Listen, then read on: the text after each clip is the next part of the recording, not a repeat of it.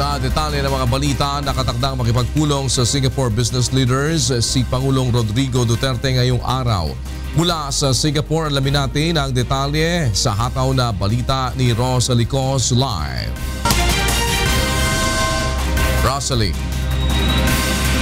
Good morning, Kuya. Ngayon ang panghuling araw ng state visit ni Pangulong Rodrigo Duterte dito sa Singapore. At isa sa mga nakatakda niya ay pakikipagpulong sa Singapore Business Federation mamayang alas 3 ng hapon.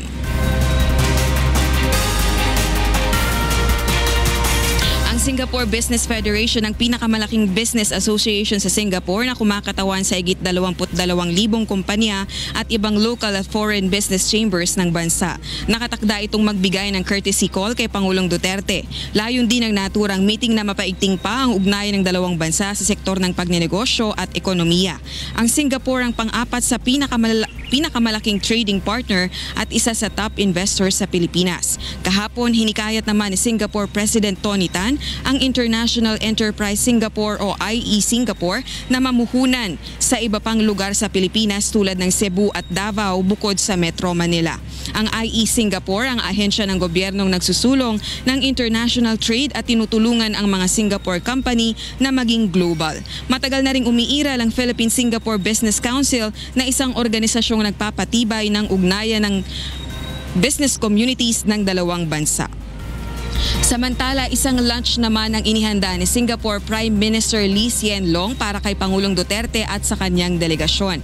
Pagkatapos nito ay pupunta rin si Pangulong Duterte sa Singapore Botanic Gardens dahil tradisyon ng Singapore na sa tuwing may dadalaw dito na head of state ay ipapangalan sa kanya ang isa sa mga finest hybrid ng national flower ng Singapore na orchid o kilala dito sa tawag na Vanda Miss Joaquim. At huling-huling activity ng Pangulo ay ang pakikipagpulong nito sa Filipino community na inaasahang dadaluhan ng nasa 7,000 mga kababayan natin dito sa Singapore. Yan muna ang latest live mula dito sa Singapore. Balik sa inyo dyan, Kuya. Yan, nandiyan ka sa may ano din yan, di ba? Malapit ka sa may Marina Bay Sands, di ba? Yung garden na yan, nasa may malapit doon eh.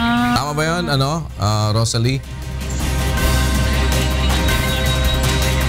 Yes, Kuya. Ang nasa likod natin nakita ng ating mga viewers ay ang Marina Bay Gardens. Sa tapat niyan yung parang may bangka na, na hotel. Yung MBS kung tawagin nila. Marina Bay Sands.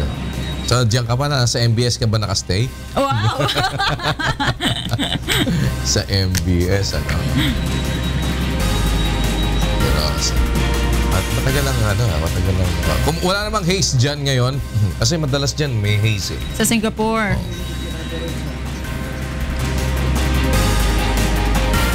Okay naman, Kuya. Masarap ang simoy ng hangin dito ngayon.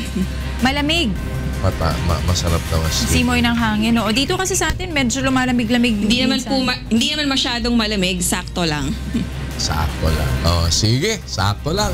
At tingnan namin yung mga magiging detalye ng bisita ng ating Pangulong Duterte dyan sa Singapore. Si Rosalie Cos, nagulat ng live.